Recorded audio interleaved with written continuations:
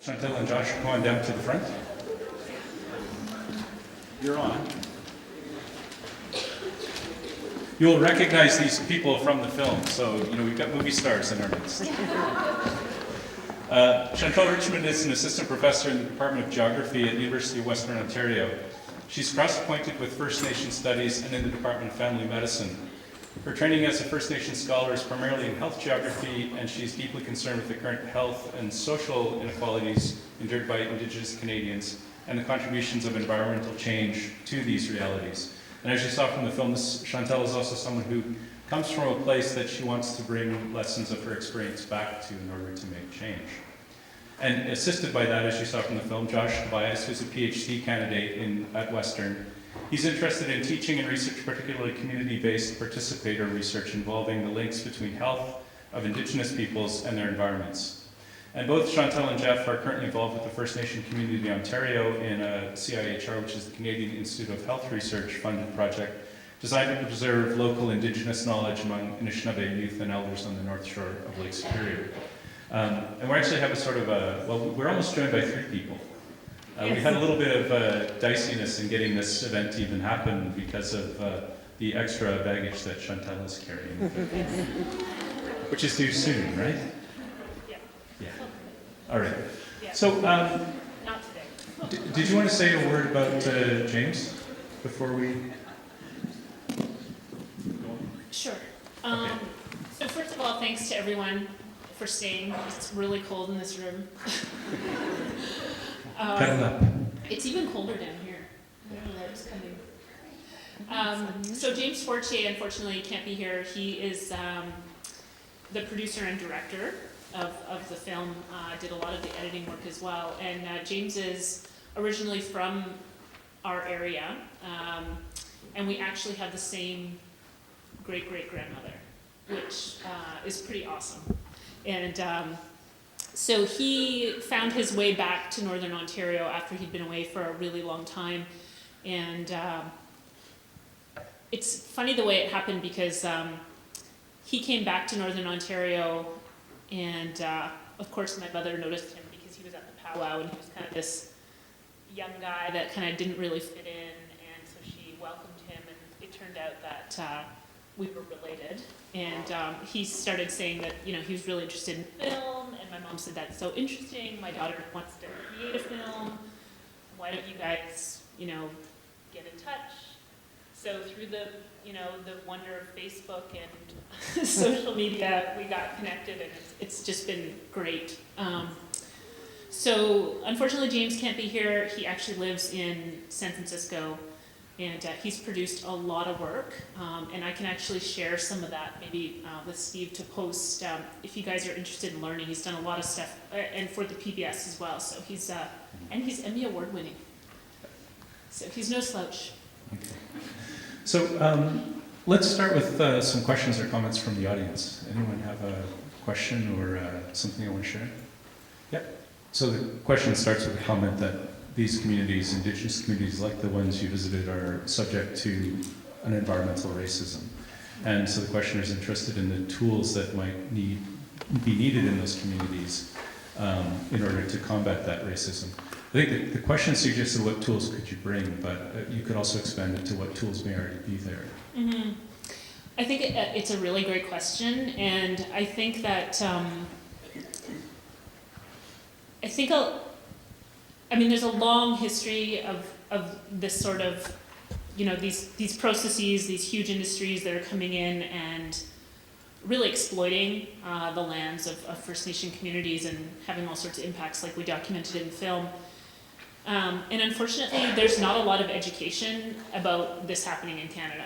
And one of the reasons I got really inspired, I think, to do some of this work as an Indigenous scholar was because I was sitting in the exact same place as many of you are today, I guess, in the 90s. And I was really frustrated because all of the examples that I was learning about in a Canadian university were not about First Nations in Canada. They were all about Black communities in the US, about, marginalized Indigenous peoples in lots of other places, and not necessarily Indigenous peoples, but maybe poor people, looking at other vulnerable populations, but completely ignoring First Nation issues and the Indigenous context. And so as I was sitting there, I think it was probably about when I was in my third year of university, I realized that I knew intimately about the examples that my professors were talking about, but they weren't talking about Canada. And I found that really frustrating, and obviously it annoyed me. And I think as a young person, I mean, the stories that we talked about in the film and about the ways that, the Hemlo gold deposit contaminated the local water supply, like that is something that my family lived, and it's something that I experienced firsthand. And it really changed the way that people connected to land, on top of all of the other processes that have been happening for a very long time. But as a young person, I just didn't realize that we were suffering from environmental racism, or that this was environmental injustice, or that it was even wrong. It was just kind of the way it was. And so I didn't have any of the academic language to put on my own experience until I came to university and realized, like, this is totally wrong, it's totally unjust, it's really unfair, and now I have like something to call it, right? And so I think one of the biggest issues standing in our way is public education, and public education from a really early age. Some of the biggest problems that we have in this not in this province, but in Canada, is a lack of education. And you only have to read the rants on CBC to see how uneducated Canadians are. And I think it's really scary because we are effectively the decision makers in our countries. We are the voting public, and we do have power in that, I would like to think. Nobody asked me more questions about that, but we'll just drop that.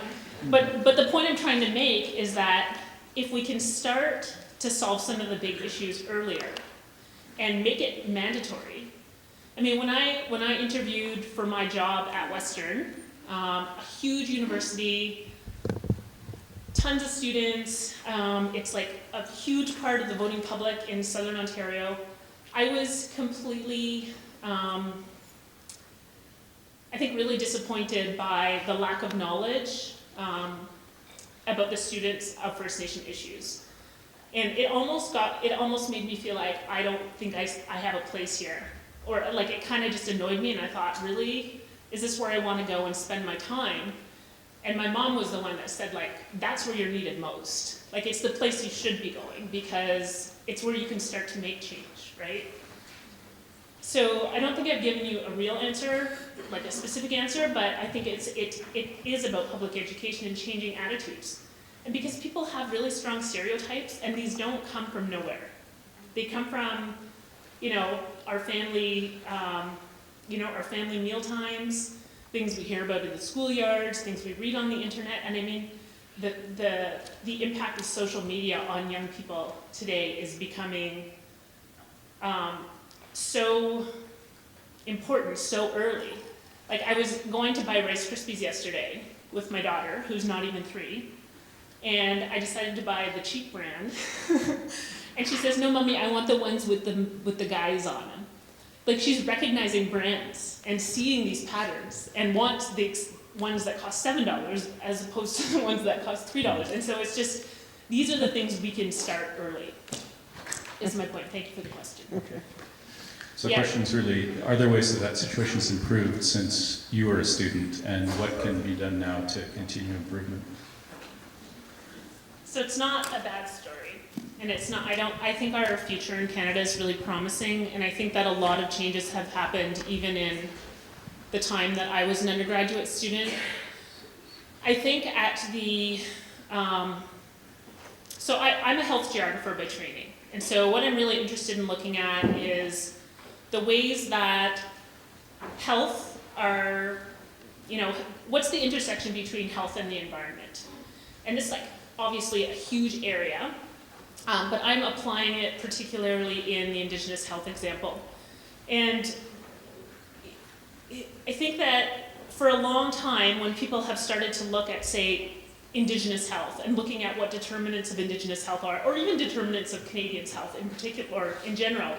It's been a very biomedical approach, so people have tried to understand like what are the main causes of illness and how do we treat those, right? So it's always been about treatment rather than looking at prevention and trying to understand what the upstream focuses are or the upstream causes of these big issues are. And so I think that when we try to ask the deeper questions and to look beyond the easy,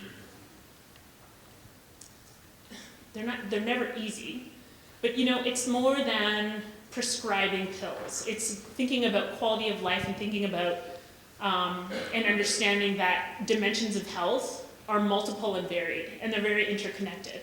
So when we're trying to understand things in a linear solution and in a linear fashion, I mean, that really doesn't work very well, right? I think even when we start to think about our own health and the way that we understand our health, I know that many of you here probably wrote midterms or are gonna write midterms soon, and just think about the things that cause you stress in your life. You're laying in bed at night and you're thinking about the exam you're gonna write tomorrow and your heart starts to beat faster, and like that's your own biological response to the stress that you're feeling. And I guess the point that I'm trying to get at here is that I don't think there's any one solution, and I think we need to start thinking about solutions from lots of different ways. And I think that not just lots of different ways, but to understand that we can't just think in a linear way. We have to think about multiple causes. And so, I mean, I think that this program that so many of you are engaged in is a really interesting and it's a really formative learning experience about lots of different understandings of health and well-being and interactions with land and ways of learning, which is really important. And I think that a lot of the attention around research and particularly around Indigenous research has changed, which has allowed for, I think, Indigenous peoples to become part of the solution that they want to see. But I think, you know, in terms of your own role, it's like being allies in trying to connect with and not just see it as an Indian problem, but a Canadian problem. So the question is, commenting that the film draws us a very strong portrait of the relation between Aboriginal communities and the land, is there a risk of that reinforcing certain non-native stereotypes about native culture and native ways? I think that the message of the film is not that Native people aren't interested in economic development or creating and being part of the Canadian economy, which may be what you're asking about, I'm not sure. But I've heard that. And I think that one of the things that we're really trying to do is to unpack the history and unpack the relationship, because it's very complex. And you know, I talked about, you know, the CBC and how people can give their anonymous reviews of whatever story it is that's happening that day, and I mean, that's where you read some of the strongest stereotypes, right? It's and they're very hurtful, and I think that a lot of times it's because they're so uncontextualized, and that's what I was trying to get at in the point before, is that when we're trying to understand some of the biggest, most pressing problems, we need to have very contextualized stories, and that's what we really tried to do. So, I mean, I understand that Indigenous peoples are living in a very different world today, and that connection to land, as, you know, we're framing it as this romantic kind of idea of, you know, resource dependent people, is not so true today, but I think those are really strong ideals that we need to think about for, and to preserve for future development. So I don't know if I've answered your question. Okay. Oh, thanks. Just put something, maybe frame it a slightly different way, or a thought I had about it, and actually interested in Josh's response from this, because you're not from North Shore of Superior, are you? My question is really, one of the other things that seems vivid is that the rupture between these communities and the land is fairly recent. Settler culture in North America, on the other hand, is based on a long ago rupture and a myth that those connections don't matter. And some of the obvious health effects, disconnect between generations as community health issue, obesity, diabetes, inactivity, those are not First Nation only outcomes. So I'm interested as somebody coming into the community from outside, are there ways you see the relationships that are fractured and the healing as possibly relevant to your own experience, Josh? In other words, is there lessons for other communities in these communities where our conditions are different? We don't have in my case, I don't have a one generation connection to Nova Scotia, but I also have some sense that disconnect is actually a problem. That's a good question. I think one of the things that was happening when we were making this film was I grew up in a small town just outside of Ottawa, and the city of Ottawa was proposing to put a landfill in basically a forest that we used to play in when we were kids. And a lot of the ways that the community that I grew up in were trying to figure out how to address the issue. They didn't want this landfill. Right. We're not in the city, we're 40 minutes away. It kind of almost mirrored what was happening in what the elders were saying in terms of how they felt about, like you saw, the wind farms, right? So I think one of the takeaways, and it kind of relates to the point the gentleman back here was making as well, is, there's no consensus in a community that's faced with development. There's going to be people that support it and people that oppose it, and I think that you have to really try and distill those views and understand where people are coming at the issue from to know how to move forward. So it's been interesting for me as an outsider to kind of come in and see that and do the comparisons with my hometown, and something I've taken away from it too is just learning how to listen about the issues and learning how to listen to people and how they frame the issue, and then moving forward from there without having your, I guess, presupposed opinions. Thanks. So the question is about identifying, were there challenges about bringing traditional and Western medicine together, or what we might call modern medicine, or conflicts, or maybe areas where they actually were reinforcing and positive? I think people, there's definitely conflict, is the short answer, yes. Because people have very strong views about Christianity and about biomedicine and about the strength of that Western system of healthcare. And then we have people who are very traditional, and when I say traditional, I'm talking about people who are out picking medicines and really, I guess, following that form of spirituality that is very land-based. And it's very divisive. There's a long, complicated kind of, I think, a long, complicated history for the reasons for that. I think the church is probably like the main kind of divide in the community. And it probably maybe doesn't make so much sense about like how church is predetermining kind of beliefs, but when we think about traditional forms of spirituality and the link to the land, that quote that we started from the beginning from Ellis to Smolin and talking about the ways that these traditional forms of health and healing, like midwifery, ceremony, like some of these really old traditions and ceremonies that actually people had to take outside of the community. They had to take their medicine bundles out because it became condemned. It was against the law. And so a lot of that kind of history and that context exists today. And it's really strong. There are strong divisions even within families. The questionnaire characterizes the community researchers you used as being young people who had been through some formal education, who had and who seemed to be in pretty stable relationships with their society and with Western society. and wonders, had you considered or have you had experience of using more at-risk or less prepared, in Western academic terms, researchers and community? Yeah, so we intentionally chose kids that were currently enrolled in post-secondary education. They had to be between the ages of 18 and 30, I believe. So that's kind of like the Canadian definition of youth, so 18 to 29. And we didn't consider at-risk youth. Not because,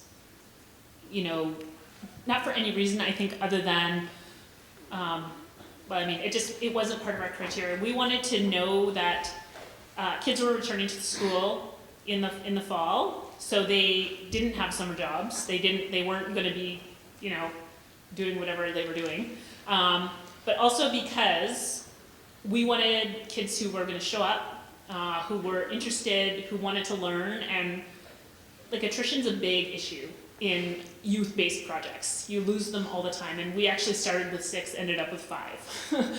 We ended up losing one immediately, and it was really a sad circumstance, but sad for us because we were disappointed. She made not great decisions, and that's too bad. So that was why we did that. We wanted the project to really be successful, and by saying that, I'm not saying that if we had at-risk youth kids, it would not have been successful, but this was the target. And also because we were working with the communities in deciding who was going to come on board, right? So we weren't alone in making the decisions around who was involved and who wasn't. So the question comes from the questioner's perspective as someone who grew up on a community just outside of First Nation. And could this connecting younger people to elders be part of a tool of better understanding between those distinct neighboring communities? Yeah. I think that some of the greatest misunderstanding actually happens in those cases like you're describing. So I grew up in the town of Marathon, which is just about, 15 minutes away from Pick River, and the reason I lived in Marathon is because my mother married a white man, and prior to 1985, that meant that she lost her native status, and so did her children, until it was reinstated later. But so I lived in this little town of Marathon where the race relations between that community and Pick River were horrible. And so it was awful because me and my sisters were the native kids and got called all sorts of horrible names. And then when we did go visit and spent time on reserve, we didn't quite fit in there either, right? Because then we were too white, so it was kind of, but in a lot of these communities, the small resource-based communities, like Marathon is a highly, it is about mineral development and forestry. So we're built on, what are we? Built on forestry, laced with gold, or something. That's our slogan. It really is. And so First Nations were always seen as just complaining, and that kind of, we talked about stereotypes, and I think a lot of these ideas are, when First Nations start to exert their rights, then it's seen as, it's like standing in the way of development. And that, like I said, some of these conversations that we have at our things that we hear as young people, it just proliferates. And it's, when we don't learn early about being good neighbors and that about human rights and that everybody has a right to a quality of life and to have safe drinking water and so on, then these are the sorts of things that we carry throughout our life, that some people are more equal than others. And I don't really, I just keep going back to the public education example, but also I think forcing some of the relationship a bit more. I'm not really sure how you would do that. One of the hardest questions I got, or we got, I think at the first screening, was from a boy who, I don't think he was 10 years old, and he stood up and he said, how do I become friends with, kids in local First Nations? How do we begin to mend the relationship? And I said, I have no idea. I don't really know, but I think these are some of the questions and things that we need to think about, particularly this young generation of people who are smart. And you guys have a lot of tools, and you know a lot about a lot of different things because you have education and access to things that I think previous generations never did, and because you're so socially connected. So I mean, it's a great question, and I'm not really sure, but I do think that the role of education is just so important. And early education, so that we're starting to build friendships really, you know, as young people. So we're not just tolerating local communities, but like being inclusive and welcoming.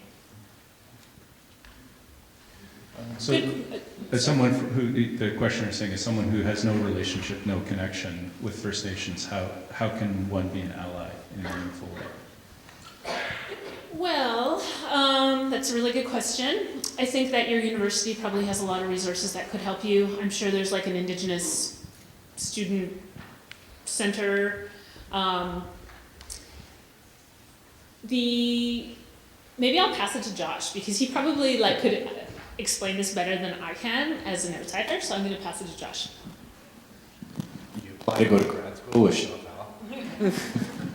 No. I think that, sorry, is this working? Yeah, now it is. I think that it starts with an openness to, I guess, understand things or accept things from a different point of view, and to be critical of who you are first. So knowing kind of what your background is and understanding how that background has shaped how you think. And then from there, I mean, reaching out to campus Indigenous groups is great. I think one of the biggest doors that was open was with the I Don't Know More movement. That just provided so much opportunity for people to come together over a common issue and just learn from each other. I always tell my friends that live in Sault Ste. Marie that there's no gates on the reserve. There's nothing stopping you from just going and talking to people. There's really good food on the reserve. Most people are really, really, really friendly, and they just, if you just want to sit and listen, you can listen for hours. I mean, that's what I'm doing a PhD in, is just listening to people tell their stories, and it's fantastic. So I think the short answer to your question is to just put yourself out there, and see what kind of a reception you can get, and just be open. One practical suggestion, and that could be, is this working? No. Oh, there we go. Oh, I see. This thing is broken. It's working now. You need to fix this. Tape it together. You could try volunteering at an Aboriginal organization. Reach out to a health access center. We have in London, London is there's a lot of Native people in London. We're kind of within 150 kilometers of about 7 First Nation communities. So there's a huge and very mobile First Nation population. So there's much more visibility and much more access, I think, in that way.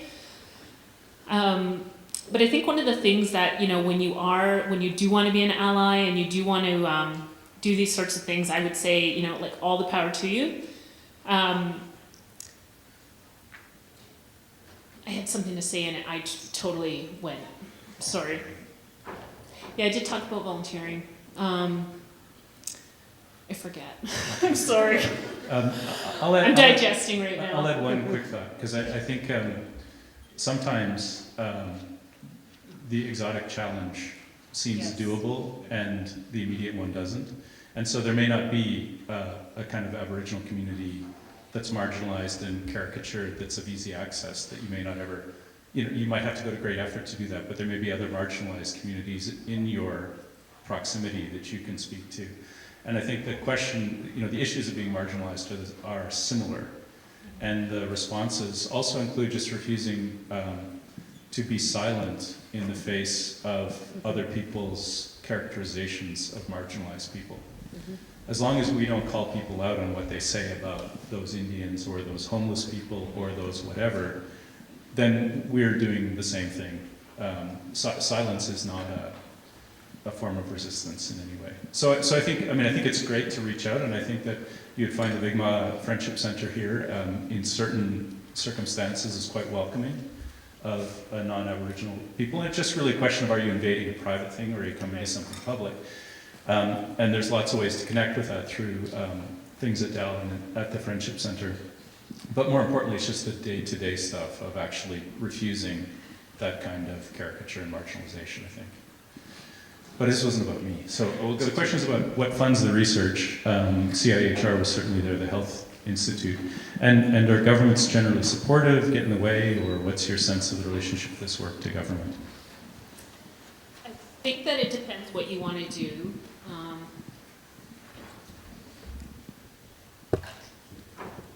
I think it also, Aboriginal health research and this kind of research has become really, what's the word? Popular? People like... Very fundable. Well, and there has, there's been a lot more funding for Indigenous research lately, and which is great, right? It's very needed. But I think a lot of times, now that I'm sitting on, now that I'm starting to review grants that come through these funding agencies, it's really easy to see when people are pretending like they're going to be doing that kind of research versus actually doing it. And so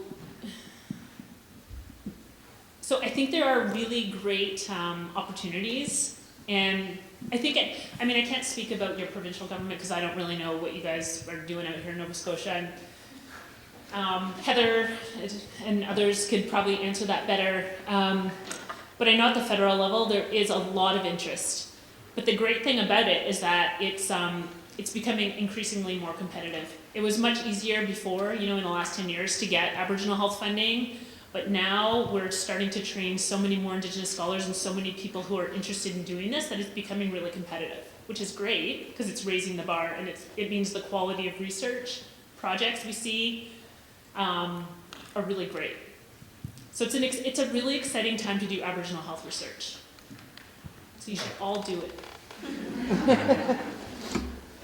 So the question is really about responding to the divisive politics in many of these communities that also relates to the role of resource extraction communities, both in the politics and in funding things like education. Yeah. That's a really great question. And we were actually just chatting about that on the way over here. So lots of oil companies have all sorts of, research chairs and scholarships, and I can't say that we shouldn't, or young Aboriginal people who could not go to university without doing that should not be trying to get these scholarships. I can't make that decision.